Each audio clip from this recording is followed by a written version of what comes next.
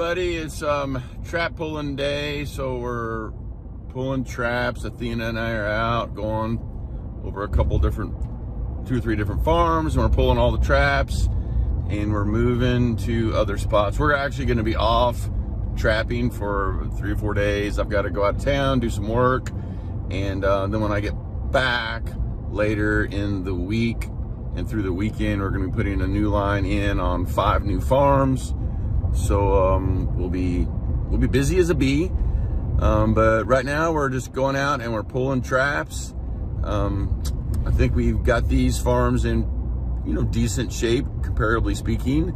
On this one farm, I think we caught 23 critters on it, and on this other farm, which was a small farm, I think we caught, I don't know, around 9 or 10 critters on it.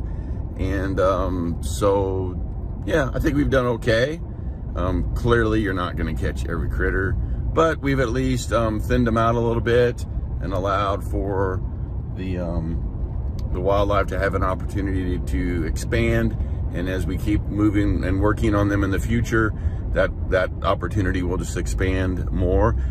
Generally for me, it's somewhere in that 10 to 14 days. You really can have everything kind of, thinned out a little bit, I should say. And really how I start to notice that is when you're used to catching, depending on how many traps you got out, how big your property is, but you might catch 1, 2, 3 critters every single day on a property. And then all of a sudden that just kind of goes away, and you get to the point where you're catching either nothing or you're catching like one thing, a day, or one thing every other day. And you're pretty much done at that point. You've taken all the cream off, and it's really going to be slow after that. And it just, for me, it's just not conducive to continue on those properties to, have my time and my fuel and everything else. So usually that's in that 10 to 14 days, depending on the size of the property and all those kinds of things, whether it's been trapped before and stuff like that. And that's kind of where we are on these properties. This one property has never really been trapped before. So, 23 critters in 11 days or 10 days, whatever it's been. So we're going to pull them. We're going to move. We got to move anyway, because they got to go out of town, like I said. So it's worked out perfect. And we're going to get these all pulled and move down the road.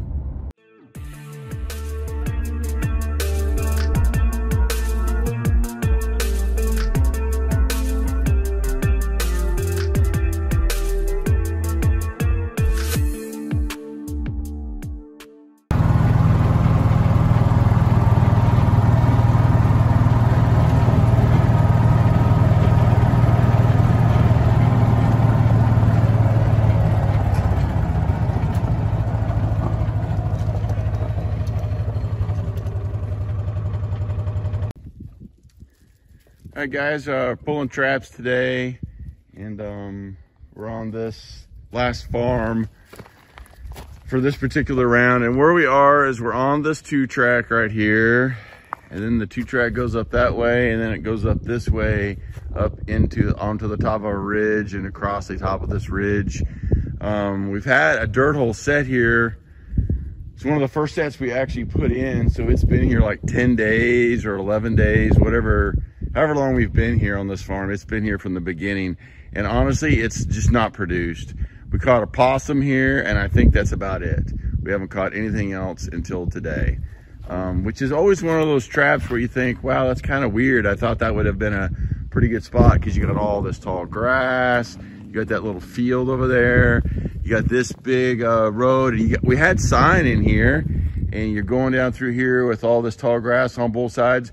And yet right down there, not a quarter mile, we were catching coyotes all over the place.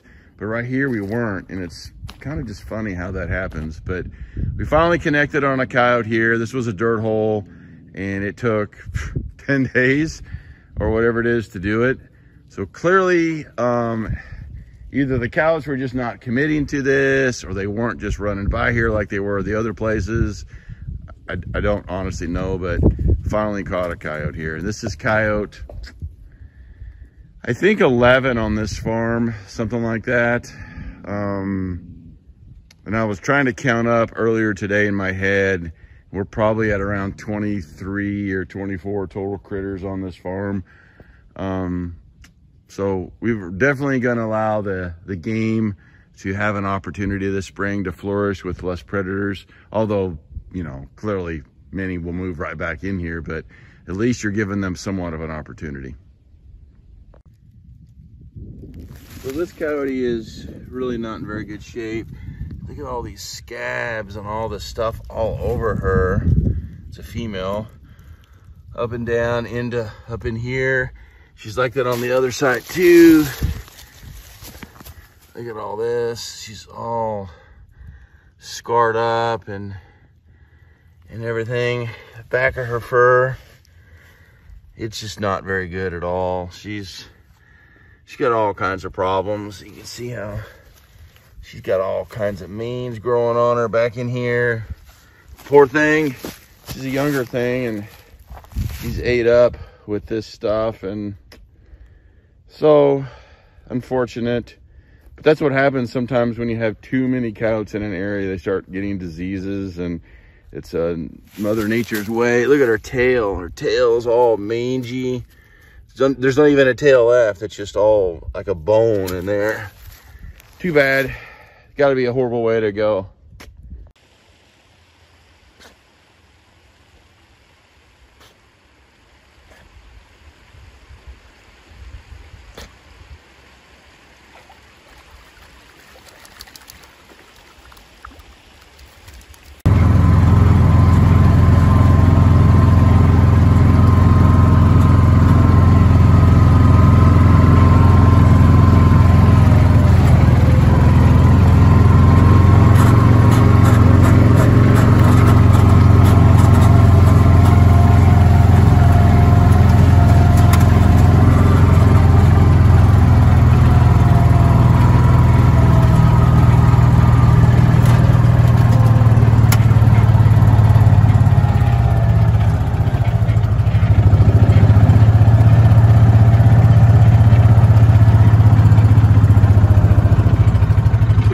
On point.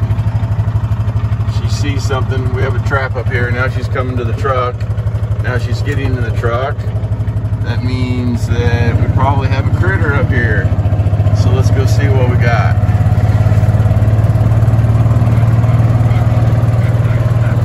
Yep, got another big old fat raccoon. He's trying to, well, he's a big raccoon. Look at the size of that thing. It's a big old boy.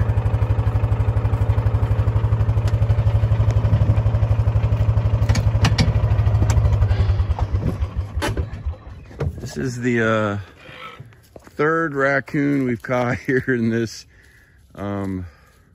flat set. Here's the flat set right here, right on this little piece of grass. And these big old boar coons are just running. They're just running this ridge right here. You can see the trail that they're running on right down through here, and they're running across the top of this ridge, and then they're running up and down this little road just like the predators are. And honestly, we've not caught a cat or a coyote here, but I think part of the problem is we're just catching raccoon after raccoon after raccoon. And this is a big one. He's eating a lot of turkey eggs, that's for sure. So we're obviously pulling, so there's going to be no reset. So we'll take care of this coon. We'll pick this trap, and we'll move on down the road. You can see there's the drag. I had it pre-wrapped around that little sapling there, and he got over here onto this little cedar and got himself even more wrapped over there. So another big old coon.